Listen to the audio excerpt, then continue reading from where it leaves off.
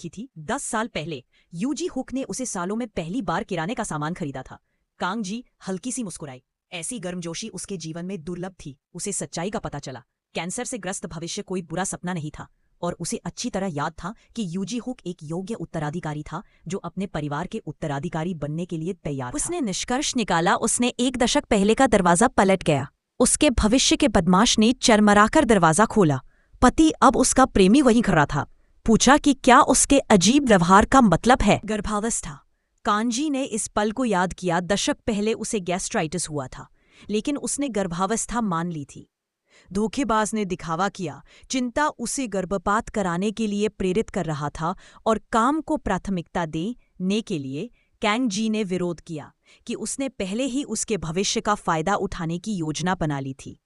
उसने गर्भावस्था से इनकार किया और ब्रेकअप की मांग की। ब्रेकअप के बाद वह गुस्से से भड़क उठा। उसकी नाजुक अहंकार कांग जी द्वारा छोड़े जाने को बर्दाश्त नहीं कर सका। झगड़ा पुलिस स्टेशन तक पहुंच गया, लेकिन ऑफिसर्स ने इसे प्रेमी के झगड़े के रूप में खारिज कर दिया। कांग जी वॉन जानती थी कि उसे एक नई घर वापस रणनीति की जरूरत थी। उसने घर बदलने की योजना बनाई, लेकिन उसका बैंक खाता सिर्फ एक ही रखा था। महीने की कमाई का हर पैसा उसने कमाया था उस परजीवी को पैसे दिए थे जिसे उसने मैसेज किया था। फाते माफीनामे से भरी हमेशा की तरह वादे और शेखी बखारते कि उसे सोना मिल जाएगा। शेर शब्द ने चिंगारी पकड़ी। कंग जी को एक रियलाइज हुआ, एक याद आया। 10 साल पहले शेरों में जबरदस्त उछाल था। अभी खरीदना धन की गारंटी होगा। नए आइडिया के साथ उसने अपने भविष्य का दोहन करने की कसम खाई। भविष्य का ज्ञान अपने जीवन को पुनः प्राप्त करने के लिए अगले दिन की जांच में उसके शरीर की पुष्टि हुई, पूरी तरह स्वस्थ। कंग जी वो खुश थी क्योंकि भाग्य ने उसे एक पुनर्जन्म दिया था। उसने इस मौके का फायदा उठाने का संकल्प लिया। वह लाइब्रेरी में किताब पढ़ने गई। संयोग से शेयर बाजार का ज्ञान यूजी हुक भी आ गया। कंग जी ने देखा उसकी कलाई पर एक निशान, जलने का बचाव। कल उसे गर्म केतली से बचाया।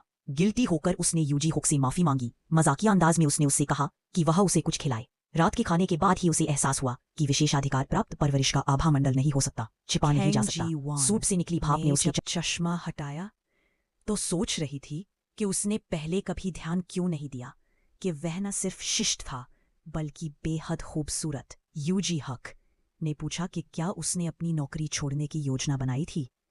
उसने सिर हिलाया। दूसरा जीवन मिलने के बाद से वह इसे संजोना और बदलाव लाना चाहती थी।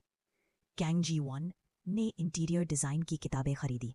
यूजी हुक ने अनुमान लगाया कि वह शायद शादी के बारे में सोच रही होगी। सिर हिलाया। दूसरा जीवन मिलने के बाद से वह इसे संजोना और बदलाव लाना चाहती थी। उसे यह याद आया